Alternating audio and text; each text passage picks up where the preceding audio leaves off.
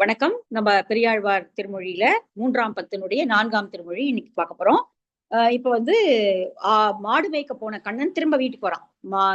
மாலை நேரத்துல வீடு வரும்பொழுது அவனை பார்த்து யசோதையும், அந்த ஆயர்பாடியில் இருக்கக்கூடிய பல்வேறு பெண்களும் பார்த்து அவனைக் கண்டு ரசிப்பதாக வரக்கூடிய பாடல்கள் தான் இந்த இதுல 10 பாடல்களும் வருது. ஒவ்வொரு பெண்ணும் ஒரு மாதிரியான ஒரு தன்னுடைய எண்ணத்த வெளிப்படுத்துறா இந்த பாடல்கள்ல. பார்க்கலாம். தழைகளும் தொங்கல்களும் ததும்பி எங்கும் தன்னுமை எக்கம் மத்தளி தாழ் பீலி குழல்களும் கீதமும் ஆகி எங்கும் கோவிந்தன் வருகின்ற கூட்டம் கண்டு மழைகொலோ வருகின்றது என்று சொல்லி மங்கைமார் சாலக வாசல் பற்றி நுழைவனர் நிற்பனர் ஆகி எங்கும் உள்ளம் விட்டு ஊன் மறந்து ஒழிந்தனரே. அப்போ மாலை நேரத்துல அவன் திரும்பி வரக்கூடிய காட்சி.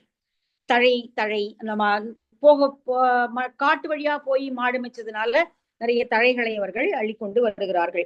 தொங்கல், அப்புறம் பீலி குடைகள், எங்கும் அதுல அந்த பீலி குடைகள்லாம் எடுத்துக்கொண்டு அது குடை எடுத்து பிடிச்சிட்டு போறாங்க. அதுல மயிர்பீலி இருக்கிறது, அவரவர்களுடைய தலையில மயிர்பீலி இருக்கிறது. கூடவே வந்தவர்கள் தன்னுமை எக்கம் மத்தளி அப்படிங்கிற வாத்தியங்கள், அந்த வாத்தியங்களை முழங்கிக் கொண்டு பல்வகை குழல்களும் இந்த மாதிரியான குடைகளும் பிடித்துக் கொண்டு வருகிறார்கள். அப்படியே கூட்டமா வராங்க. அதாவது மாடுகள், பசுமாடுகள் வருகிறது. அப்ப புழுதி பறக்கும். கூடவே ஆயர்பாடியினுடைய பல்வேறு மாடு மேய்க்க போன சிறுவர்களும் வருகிறார்கள், கண்ணனும் வருகிறான். அப்ப புழுதி பறக்கிறத பார்த்தா மழை சூழும் போது எப்படி ஒரு கருமேகம் சூழ்ந்து வருமோ அது போல இருக்கிறதா. அதுதான் இங்க சொல்றாரு. குழல்களும் கீதமும் ஆகி எங்கும் கோவிந்தன் வருகின்ற கூட்டம் கண்டு. கோவிந்தன் இப்படி எல்லா ஆயர்பாடி ஆண் குழந்தைகளையும் கூட்டிக் கொண்டு திரும்ப வீடு வந்து சேர்க்கிறான். வருகின்ற கூட்டம் கண்டு மழைக்கொலோ வருகின்றது என்று சொல்லி, இங்க மழை வரா மாதிரி இருக்கே, இப்படி ஒரு கூட்டமாக புழுதி பறக்க பிள்ளைகள் வருகிறார்களே என்று சொல்லி அவர்கள் எல்லாரும் மங்கைமார், அந்த ஆயர்பாடியில் இருக்கக்கூடிய பெண்கள் எல்லாம் சாலக வாசல் பற்றி, சாலகம் அப்படின்னா பால்கனி மாதிரி அப்படின்னு சொல்றாரு. அந்த வீட்டுக்கும் உள்ள முற்றத்துக்கு நடுவில் இருக்கக்கூடிய அதுல பற்றி கொண்டு வேடிக்கை பார்க்கிறார்கள். அதோடு நுழைவனர் நிற்பனர் ஆகி உள்ள போறாங்க, வெளியே வராங்க, வந்து எட்டி எட்டி பார்த்துட்டு இருக்காங்க. அவன் வரக்கூடிய அழகை எங்கேயாவது தவிர்த்து விட போகிறோமோ அப்படின்னு சொல்லி அவன் உள்ள போயிட்டா அவன் கடந்து போயிடுவான் இல்லையா. அதனால அவனை பார்ப்பதற்காக வந்து எட்டி பார்க்கறாங்க. தூரத்துல வரா மாதிரி தெரியுது. திரும்பி வந்து உள்ள நுழையிறாங்க. திரும்பி வந்து நிற்பனராகி அப்படி நின்று வாசலில் நின்று அவனுடைய அவன் போகுகிற வழியிலெல்லாம் அவனுடைய ஊன் மறந்து, அவர்களுடைய உடலையே மறந்து விட்டு, உயிரையும் மறந்து விட்டு அப்படியே நின்று ஆச்சரியமா அவனுடைய அழகை பருகி கொண்டு அவர்கள் நிற்கிறார்கள். அப்போ அவன் மாலை நேரம் திரும்பி வரும் பொழுது அந்த ஆயர்பாடி அவனை கண்டு எப்படி மகிழ்ந்து கொண்டாடுகிறது அப்படிங்கிறத இந்த பாட்டுல ஆழ்வார் சொல்றாரு. நல்லா அழகா இருக்கு இல்லையா பாட்டு. அவன் மாலை நேரத்துல இப்போ உள்ள வந்துடுறான். அடுத்த பாடல்லையும் இதே மாதிரியான பெண்கள் மயங்கி நிற்கக்கூடிய பாடல். வள்ளி நுண் இதழ் அன்ன ஆடை கொண்டு வசையற திருவரை விரித்தெடுத்து பல்லினுன் பற்றாக உடைவாள் சாத்தி பனைக்கச்சு உந்தி பல தழை நடுவே முல்லை நல் நறுமலர் வேங்கை மலரணிந்து பல்லாயர் குழாம் நடுவே எல்லியம் போதாக பிள்ளை வரும் எதிர் நின்று அங்கு இனவளை இழவன் மினே. நீங்கள் அப்படி எதிர்கொண்டு நின்று அவன் வருவதை பார்த்தீர்கள் என்றால் உங்கள் உடல் சோர்ந்து போய் உங்கள் கையில் இருக்கக்கூடிய வளையல்கள் கழன்று விழுந்துவிடும். அந்த மயக்கத்தினால, அவன் மேல் கொண்ட மயக்கத்தினால உங்களுடைய உடல் மெலியும். அந்த உடல் மெலிந்தால் கைகள் இருக்கக்கூடிய வளையல்கள் கழன்று விழுந்துவிடும். இப்படி வளையல்கள் கழன்று விழுறது அப்படிங்கிறத பத்தி நிறைய சங்க பாடல்கள் நம்ம முன்னாடியுமே பார்த்திருக்கோம். நிறைய பாடல்கள்ல வந்து என்னுடைய கை வளையல்கள் நெகிழ்ந்து விழுந்து விட்டன, அப்போ அவ்வளவு ஒல்லியாயிட்டாவ அப்படின்னு அர்த்தம். கை வளையெல்லாம் நெகிழ்ந்து விழுது, அந்த அளவுக்கு என்னுடைய உடல் தேராமல் இருக்கிறது அப்படின்னு தலைவி பாடுற பாடல், தோழி சொல்ற பாடல் எல்லாம் பார்த்திருக்கோம். இப்போ இங்க நீங்க அப்படி நின்று அவனுடைய அழகை பார்த்தீர்கள் என்றால் உங்களுடைய கை வளையல்கள் விழுந்து கீழே விழுந்து காணாம போயிடும். அதனால கை வளையல்களை இழந்து விடாதீர்கள். விழுந்துருன்னு சொல்லல, கை வளையல்கள் விழுந்துருன்னு சொல்லல. எதிர் நின்று அங்கு இனவளை இழவன் மினே, உங்களுடைய வளையல்களை நீங்கள் இழந்து விடாதீர்கள் அப்படின்னு சொல்றாரு. அது நீங்க ஒல்லியாவீங்க, அது கழண்டு விழும், அதெல்லாம் ஒரு வார்த்தையும் இல்லை. உங்களுடைய வளையல்கள் காணாமல் போகும், ஏனென்றால் அது கழன்று விழுந்துவிடும். அவனை பார்த்து பெருமூச்செறிந்து நீங்கள் இழைத்து போவீர்கள். பெண்களே அவனை பார்க்காதீர்கள் அப்படிங்கிற மாதிரி இந்த பாடல் இருக்கு. வள்ளி நுண் இதழ் அன்ன, இங்க வந்து தன்னை ஒப்ப 1000 பிள்ளைகளோடு அவன் வீடு திரும்புகிறான். பீலி குடைகள் எல்லாம் சுமந்து கொண்டு அவர்கள் வருகிறார்கள். அதோடு வந்து அதுக்கு நடுவுல வந்து கண்ணன் இருக்கிறான். மெல்லிய ஆடை, அதாவது அந்த ஆடை எப்படி இருக்கு அப்படின்னா வள்ளி நுண் இதழ் அன்ன ஆடை. நம்ம மஸ்லின் துணி பத்தி அதிகமா நம்ம கேள்விப்பட்டிருப்போம். இந்தியாவுல தயாரிக்கப்பட்ட கைத்தறி நெசவாளர்களுடைய திறன் மிகுந்த வேலைப்பாடு கொண்ட ஆடைகள் எல்லாம் இங்க தயாரிக்கப்பட்டன. பிரிட்டிஷ் காலத்துக்கு முன்னாடி இருந்தது, அதுக்கப்புறமா அதெல்லாம் அழிஞ்சு போச்சு அப்படிங்கிற மாதிரி படிச்சிருக்கோம். அப்போ இங்க அந்த காலத்திலேயே இங்க பாருங்க, வள்ளி நுண் இதழ் அன்ன ஆடை, மென்மையான பூவினுடைய இதழ் போல நெய்யப்பட்ட ஆடை, அதை அவன் இடுப்புல சுற்றி இருக்கிறான்.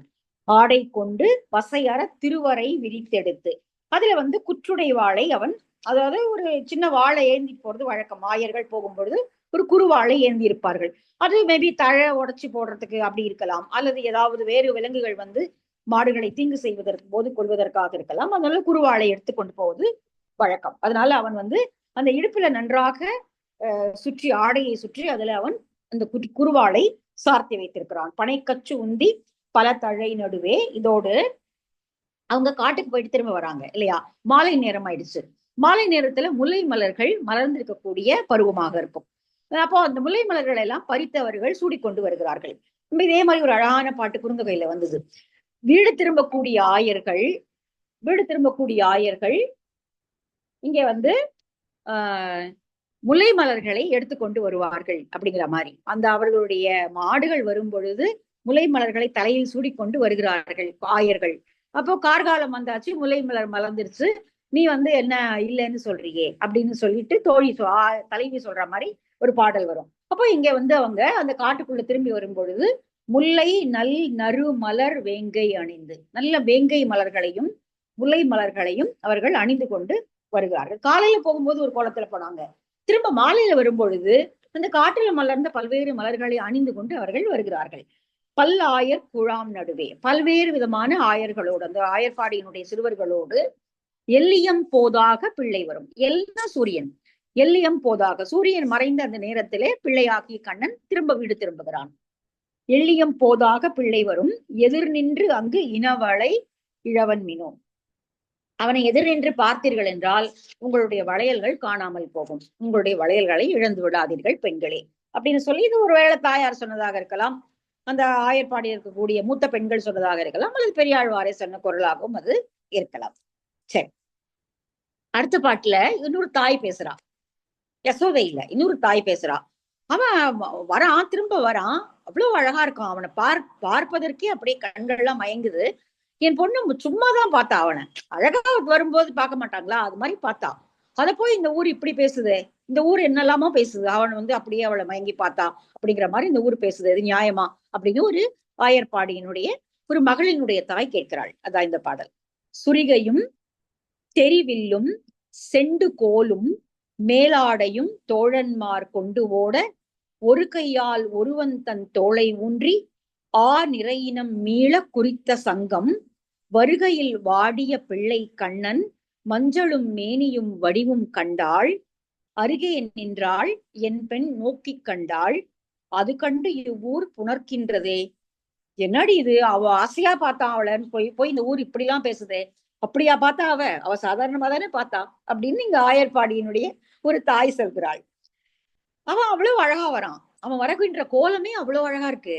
சுரிகை, சுரிகை அப்படின்னா ஒரு கத்தி மாதிரி, அது ஒரு குருவாள் அப்படிங்கிறதுக்கு சுரிகை அப்படின்னு பேரு. தெரிவில், தெரிவில் என்பது ஒரு ஆயர்கள் எடுத்துக்கொண்டு போகக்கூடிய ஒரு வில்லுக்கு தெரிவில் என்று பெயர். செண்டு கோல், ஒரு வகையான கோல், கைகள், இதெல்லாம் எடுத்துட்டு அவங்க போறாங்க, திரும்ப வராங்க இல்லையா. இப்போ மேலாடையும் தோழன்மார் கொண்டு ஓட, அவனுடைய மேலாடையை இன்னொரு தோழன் எடுத்துக்கொண்டு ஓடி வருகிறான் பின்னாடியே. ஒரு கையால் ஒருவன் தன் தோளை ஒன்றி, அப்படி திரும்பி வரக்கூடிய கண்ணன், ஆணிரை மேய்த்து கொண்டு வருகின்ற கண்ணன் இன்னொரு தோழன் மேல் தன்னுடைய கைகளை ஊன்றிக்கொண்டு சிரித்தபடி நடந்து வருகிறான், பேசியபடி நடந்து வருகிறான். ஆணிரையினம் மீள குறித்த சங்கம், சங்கம்னா கூட்டம். இங்க அவர்கள் குழுவாக திரும்ப வருகிறார்கள், ஆணிரைகளை மீட்டுக்கொண்டு திரும்ப அவர்கள் மேய்த்து விட்டு திரும்ப வருகிறார்கள். வருகையில் வாடிய பிள்ளை கண்ணன், அவன் காலையில போகும்பொழுது ஒரு மாதிரி மலர்ந்து போயிருப்பான். ஏன்னா இப்போ இவ்வளவு நேரம் வெயில்லையும் காட்டுலையும் பரல் கற்கள் குத்த அவன் மாடுகளை மேய்த்து விட்டு வீடு திரும்புகிறான். அப்போ அவனுடைய முகமும் உடலும் வாடி இருக்கிறது. மஞ்சளும் மேனியும் வடிவும் கண்டாள், அந்த வாடி இருக்கிற அழகுல கூட அப்படி ஒரு அழகு ஜொலிக்குது.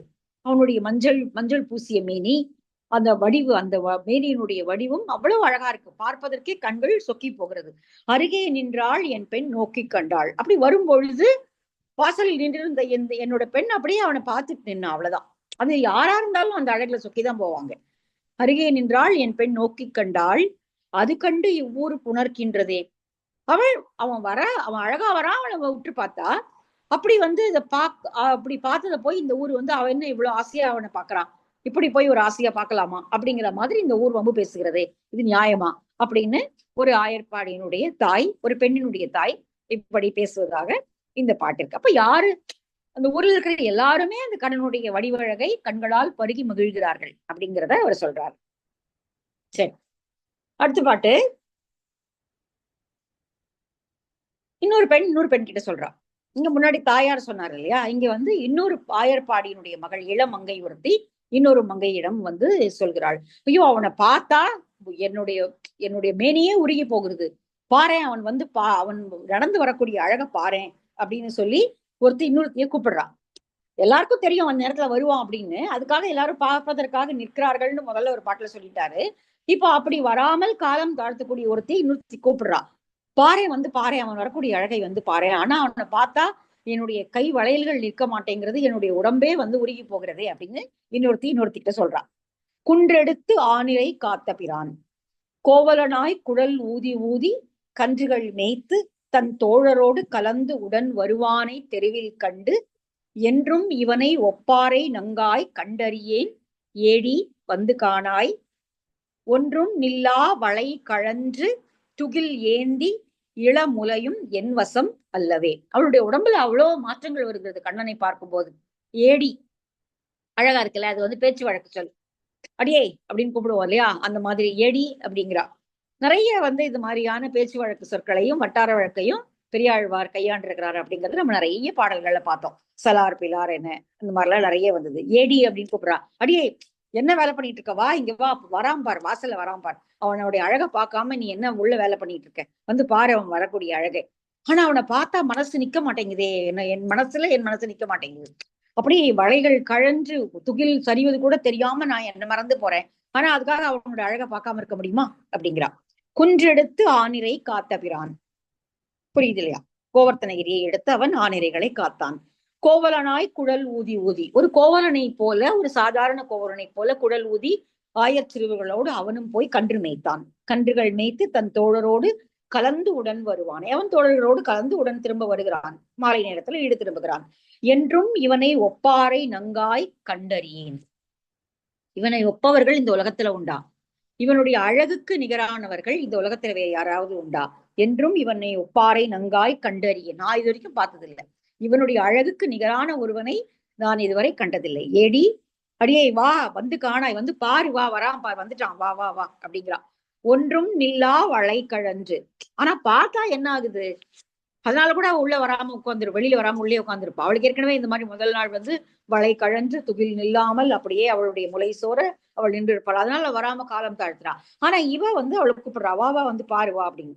ஒன்றும் நில்லா, ஒன்றும் என்னுடைய நானே என் வசம் இல்லை, அந்த மாதிரி என்னுடைய வளை கழன்று போகுது, துகில் அப்படி நழுவி போகுது, என்னுடைய இளமுழையும் என் வசம் அல்லவே, அப்படியே அப்படியே மார்பு விம்மி தனிய அவனுடைய அழக அப்படியே கண்களால பருகு நேர்கிறது, பாருவா அப்படின்னு சொல்லி ஒரு பெண் இன்னொரு பெண்ணை அழைப்பதாக இந்த பாடலை ரொம்ப அழகா பெரியாழ்வார் எழுதியிருக்கார். சரி, அடுத்த பாட்டு. இது இப்படி பார்த்த ஒரு பெண் அவன் மேல் தீராத மையல் கொள்கிறாள். ஆனா இதுல என்ன ஒண்ணுன்னா, அவன் சிறுவன் தான் அப்போ இல்லையா, அவன் ரொம்ப சிறுவன். நம்ம முன்னாடியே பார்த்தோம், உன்னை வீட்டிலேயே விளையாட விடாம கன்றுகாலிகள் மேய்க்க அனுப்பினேனே அப்படின்னு சொல்லி யசோதை வருத்தப்பட்ட பாடல்களை முன்னாடி பார்த்தோம். அப்ப இந்த பாட்டுல கண்ணன் வளர்ந்துட்டான், ஒரு இளமங்கையர் பார்த்து காதல் கொள்ளுங்கிற அளவுக்கு அவனுடைய வயது வந்துருச்சு. அதுதான், அப்படிதான் நம்ம எடுத்துக்கணும். எல்லா பாடல்களையும் அவன் தவழ்கின்ற குழந்தையோ அல்லது வெண்ணெய் திருடுகிறவனோ அல்ல, ஒரு பாடல்ல அவனுடைய வயது வேற வேற மாதிரி இருக்கு. இப்ப இளமங்கையர் கண்டு காதல் கொள்ளக்கூடிய அளவிற்கு அவன் அழகுடைய ஒரு இளம் பருவத்தினரான கூட இருந்திருக்கலாம். இங்க இன்னொரு பெண் கிட்ட சொல்றான், இவனை பார்த்த கண்ணால வேற யாரையாவது பார்க்க முடியுமா, பார்க்க முடியாது, அப்போ வேற யாருக்காவது எனக்கு கல்யாணம் பண்ணி வச்சிருவேன் அப்படின்னு சொன்னா அதை நான் பொறுத்துக்கவே மாட்டேன், அது என்னால முடியவே முடியாது.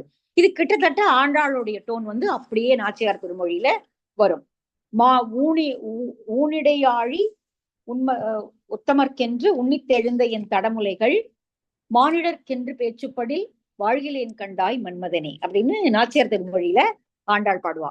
அதே மாதிரியான ஒரு டோனை தான் இங்க பெரியாழ்வார் கொடுக்கிறார். ஒருவேளை இதை இவர் பாடின பிறகு கூட அவர்கள் அதை பாடிக்கலாம். சுற்றி நின்று ஆயர் தழைகள் இட சுருள் வங்கி நேத்திரத்தால் அணிந்து பற்றி நின்று ஆயர் கடைத்தலையே பாடவும் ஆடக் கண்டேன் அன்றி பின் மற்றொருவர்க்கு என்னை பேசலொட்டேன் மாலிரும் சோலை என் மாயர்க்கு அல்லால் கொற்றவனுக்கு இவளாம் என்றெண்ணி கொடுமின்கள் கொடீராகில் கோழம்பமே. கோழம்பம்னா குழப்பம். கோழம்பம்னு ஒரு ஊரும் இருக்கு, திருக்கோழம்பம்னு ஒரு ஊர் இருக்கு. உங்களுக்கு மனக்குழப்பம் தான் ஏற்படும். கோழம்பம் இது வரைக்கும் இந்த வார்த்தை படிச்சதே இல்லை இல்லையா? கோழம்பம்னா மனக்குழப்பம் தான் ஏற்படும். நான் அவனோடு தான் சேருவேன். இதை வேற யாருக்காவது நீங்கள் திருமணம் செய்து கொடுக்கலாம் என்று நினைத்தீர்கள் என்றால் உங்களுக்கு மனக்குழப்பம் தான் மிஞ்சும் அப்படின்னு சொல்றான். சுற்றி நின்று ஆயர்கள் தழைகளிட, அவனை சுற்றி இருக்கக்கூடிய பாய சிறுவர்கள் எல்லாம் அவன் மேல் வெயில் படாமல் இருப்பதற்காக தழைகளை இட்டு அவனை பாதுகாத்து கூட்டிக் கொண்டு வருகிறார்கள். தன்னை சூழ நின்று இடைச்சிறுவர்கள் வெயில் படாமல் பீலிக்குடைகளை பிடிக்க சுருள் பங்கி நேத்திரத்தால் அணிந்து, அவனுடைய தலைமுடி சுருண்டதாக இருக்கிறது. அப்ப ஆண்களும் நீண்ட குழல் வளர்த்த காலம் இல்லையா? அதனால அவனுடைய முடி நல்ல சுருண்ட அழகான குழல் அவனுக்கு. அதுல நேத்திரம்னா கண் போல இருக்கக்கூடிய மயிர் பீலிகளை அவன் சொருகி இருக்கிறான். நேத்திரத்தால் சுருள் பங்கினா தலைமுடி சுருண்டு இருக்கக்கூடிய அந்த தலைமுடியில அவன் கண்களை போல உடைய கண்கள் போல அந்த நடுவுல கண்கள் மாதிரி இருக்கும் இல்லையா மயிர் பீலியில, அதிலே நேத்திரத்தால் அணிந்து அந்த மயிர் பீலியை அவன் அணிந்திருக்கிறான். பற்றி நின்று ஆயர் கடைத்தலையே பாடவும் ஆடக் கண்டேன். இப்படி இருக்க ஆயர்பாடியினுடைய இடையர்களோடு சேர்ந்து அவன் ஆடிக்கொண்டும் பாடிக்கொண்டும் அவர்கள் வீடு திரும்புகிறார்கள். அப்படியே ரொம்ப ஒரு மகிழ்ச்சியோட, ரொம்ப கண்ணன் கூட இருக்கும்போது அவங்களுக்கு என்ன கவலை, அப்படி ஆடி பாடிக்கொண்டு அவர்கள் ஆரவாரமாக வீடு திரும்புகிறார்கள். ஆடக்கண்டேன் அன்றி பின் மற்றொருவருக்கு என்னை பேசலொட்டேன். மனம் பேசுவது, பேசல் அப்படின்னா மனம் பேசுவது.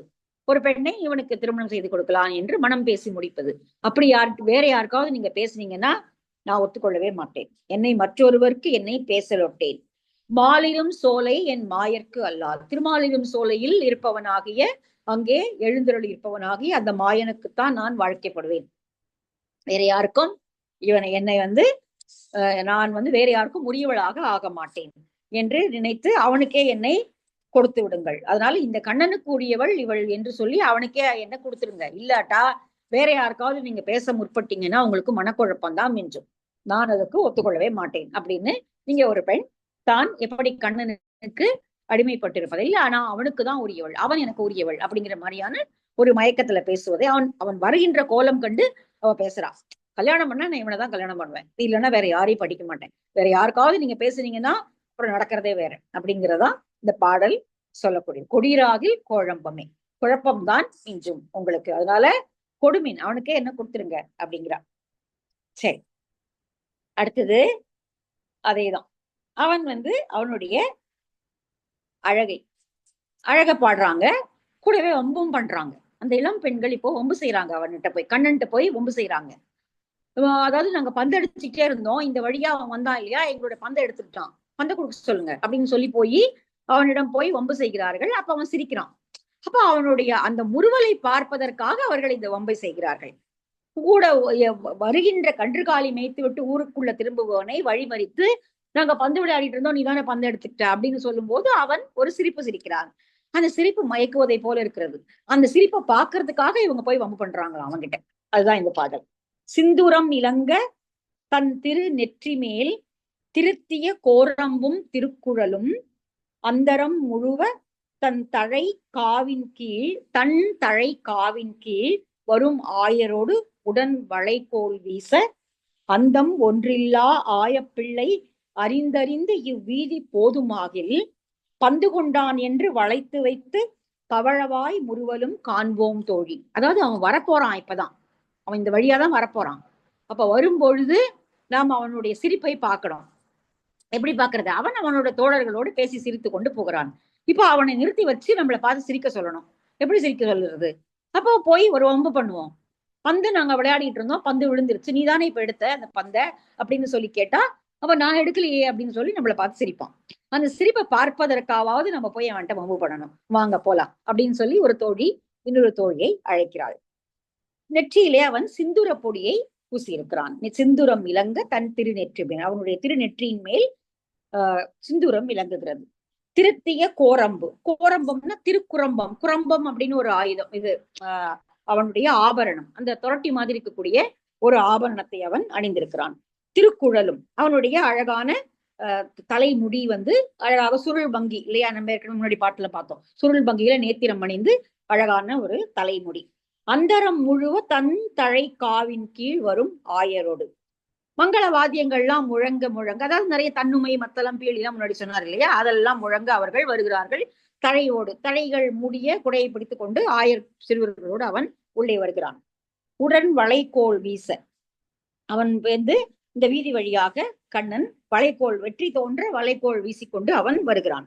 வரும்பொழுது அந்தம் ஒன்றில்லா ஆயப்பிள்ளை, அந்தம்னா முடிவு, முடிவில்லாத, அடிமுடி காண முடியாத, முடிவு என்ற ஒன்று இல்லாதவனாகி ஆயப்பிள்ளை ஆகிய அவனை அறிந்தறிந்து இவ்வீதி போதுமாக, அவன் இந்த வழியாக தான் போவான் அப்படின்னா நம்ம என்ன பண்ணலாம், பந்து கொண்டான் என்று வளைத்து நம்ம போய் சுற்றி அவனை வளைத்துக் கொள்வோம்.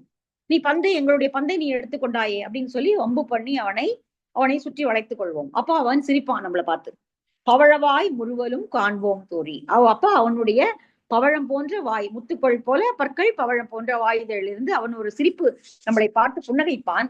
அதை பார்ப்பதற்காக அவனிடம் கொஞ்சம் வம்பு செய்யலாம் வாங்க தோழிகளே என்று சொல்லி அவன் வருகின்ற வழியிலே அவனை வம்பு செய்வதற்காக பெண்கள் இங்கிருந்து காத்து கொண்டிருக்கிறார்கள் அப்படிங்கிறது இந்த பாடல். அழகா இருக்கு இல்லையா? ஆமா. அடுத்தது இதே மாதிரிதான். சால பல் நிறை பின்னே தழை காவின் கீழ் தன் திருமேனி நின்று ஒளி திகழ நீல நல் நறுங்குஞ்சி நேத்திரத்தால் அணிந்து பல்லாயர் குழாம் நடுவே கோலச் செந்தாமரை கண்மெளிர குழல் ஊதி இசைப்பாடி குனித்து ஆயரோடு ஆலித்து வருகின்ற ஆயப்பிள்ளை அழகு கண்டு என் மகள் அயர்க்கின்றதே.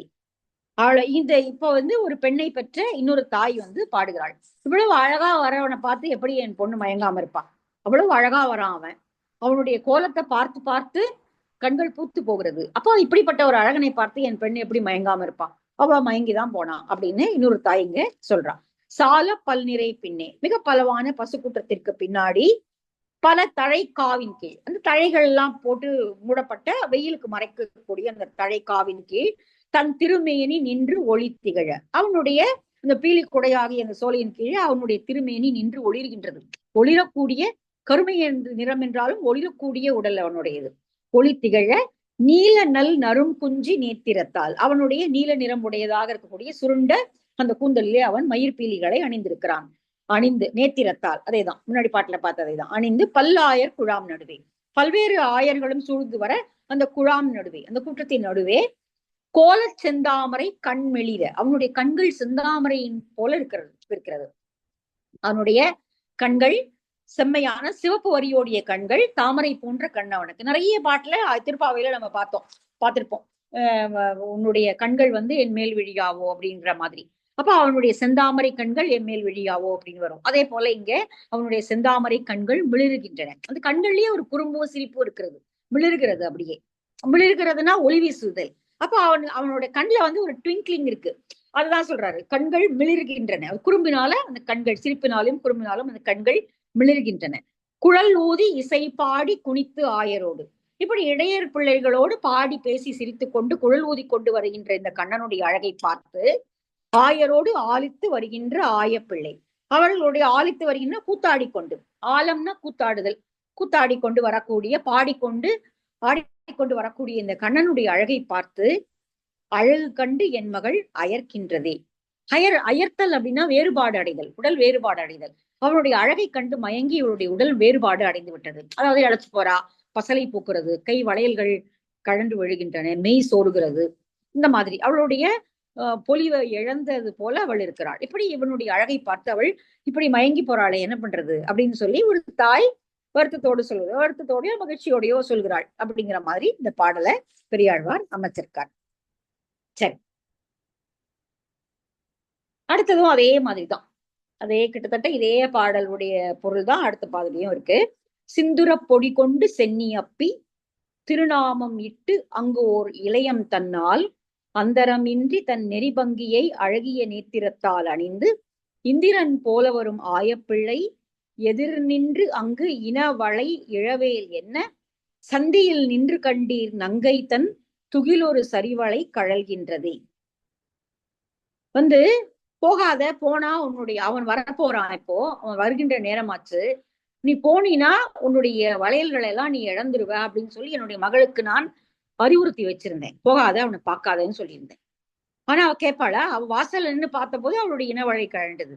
இப்போ நான் போகாதன்னு சொன்ன உடனே அவ என்ன பண்ணிட்டா, நேர தெருவுக்கே போயிட்டா. இப்போ அவன் வரக்கூடிய இந்த தெருமுனையை இப்படி தாண்டி தானே போகணும். அப்ப அந்த தெருவுக்கே போயிட்டா. சந்தின்னா அந்த தெருமுனை இல்லையா? சந்தி அப்படிங்கிறது அவன் வரக்கூடிய அந்த வீதியினுடைய அந்த முனையிலேயே போய் நின்று விட்டு அங்க நின்று அவனை பார்த்தா என்ன ஆகும்? வாசல் நின்று வீட்டு வாசல் நின்று பார்த்தாலே அப்படி மயங்குகிறவள் ஒரு கோலத்தை அவன் எதிரே வரக்கூடியதை பார்த்தால் அவளுக்கு என்ன ஆகும்? திரும்ப அதே மாற்றம் தான் அவளுக்கு வந்தது. வழியில் நின்று தன்னுடைய ஆடையையும் அவளுடைய அவளுடைய மேனியிலிருந்து கழண்டு விழுவது கூட அவளுக்கு தெரியல. அப்படி அவனை அவ்வளவு ரசிச்சு அவளை பார்த்துட்டு நிக்கிறா. அவன் கை வளையல்களையும் கழன்று ஒழிய பெற்றாள். இது என்ன அநியாயம் இது அப்படின்னு ஒரு தாய் சொல்றாங்க.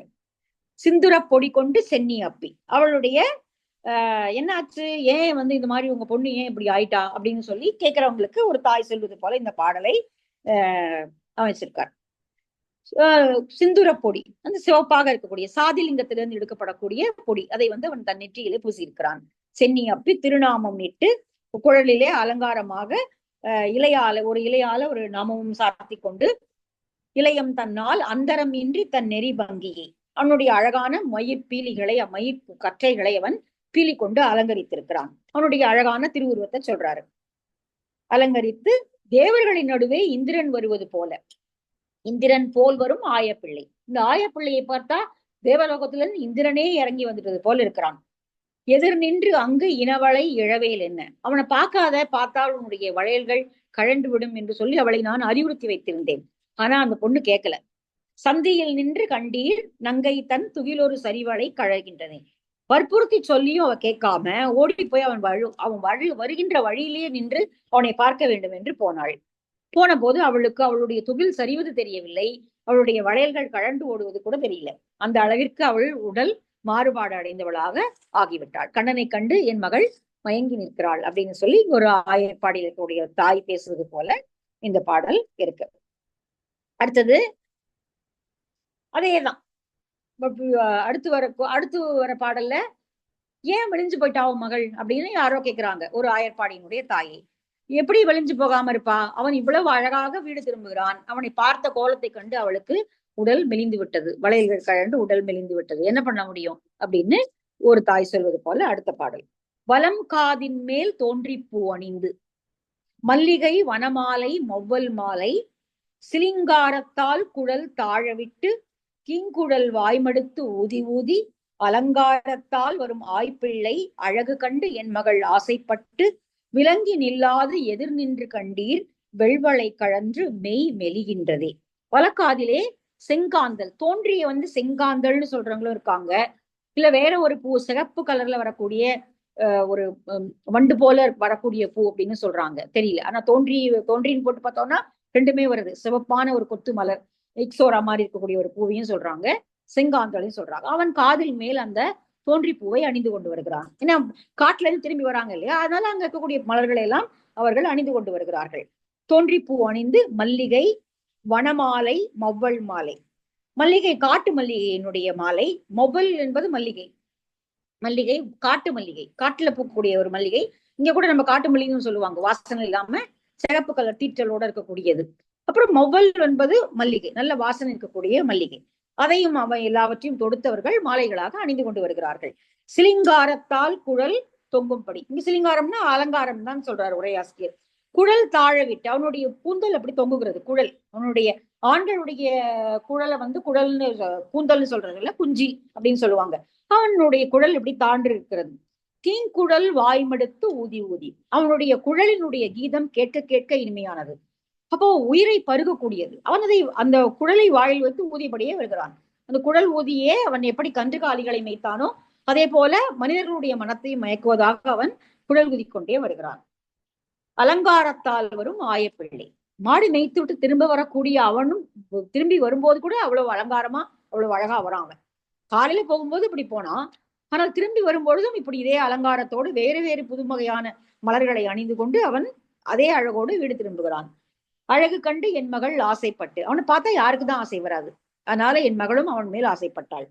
விலங்கி நில்லாது எதிர் நின்று கண்டீர், வழிவிட்டு நில்லாமல் அவனையே வழியிலே சந்தியில நின்று பார்த்து மயங்கி வெள்வளை கழன்று மெய் மெலிகின்றதே, அவளுடைய வளையல்கள் கழண்டு விழும்படியாக உடல் சோர்ந்து போய் மெலிந்து போய்விட்டாள்.